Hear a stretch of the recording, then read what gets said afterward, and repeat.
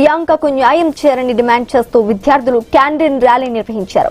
పెద్ద సంఖ్యలో విద్యార్థులు పాల్గొని ప్రియాంకకు సంఘీభావం తెలిపారు. ప్రియాంక ఘటనకు కారణమైన నిందితులపై కఠిన చర్యలు తీసుకోవాలని విద్యార్థులు డిమాండ్ చేశారు. మద్యం మత్తులో నిందితులు వ్యవహరించిన తీరును తీవ్రంగా ఖండించారు.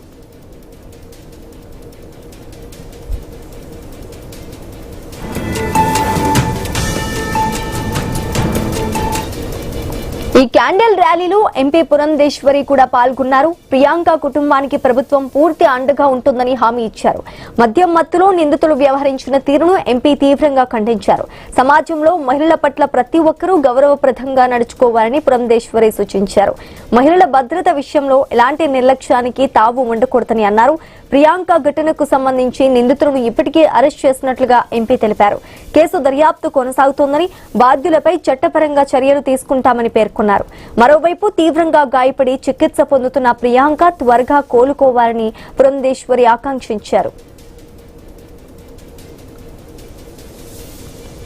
ఈ ప్రమాదం జరిగింది అని తెలిసిన వెంటనే పోలీస్ స్టేషన్ కి ఫోన్ చేసి మాట్లాడటం తగిలింది. అన్ని విధాలా కూడా ఎవరితో మాట్లాడాలో సిఐ గారితో మాట్లాడాం, ఎస్పీ గారితో మాట్లాడాం, అదే విధంగా మరి కిమ్స్ లో డాక్టర్స్ కూడా మాట్లాడుతుంటారు.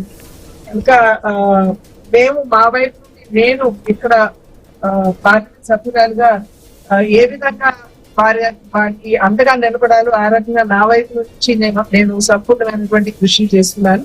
అయితే ఇవాళ విద్యార్థి లోకం వారు డిమాండ్ ఏదైతే ఉందో ప్రియాంకకి న్యాయం జరగాలి, దోషులు ఎవరైతే ఉన్నారో వారిని ఏదో చిన్న చిన్న కేసులు పెట్టి వారిని తప్పించకుండా ఖచ్చితంగా వారు ఏ రకంగా ఈ ఘోర ప్రమాదానికి కారణమయ్యారు దానికి తగ్గట్టుగా వారికి శిక్ష పడాలి అనేటువంటి విద్యార్థుల డిమాండ్ ఏదైతే ఉందో దానికి సంఘీభావం పెంచడానికి ఇవాళ నేను వారి మధ్యకి రావడం జరిగింది. ఖచ్చితంగా ప్రభుత్వం కూడా దీని మీద దృష్టి కేంద్రీకరించింది. అండ్ ప్రియాంకకి న్యాయం జరగాలి అని చెప్పి అందరి యొక్క డిమాండ్ తోటి మేము కూడా మా గణాన్ని మేము కలుపుతున్నాం.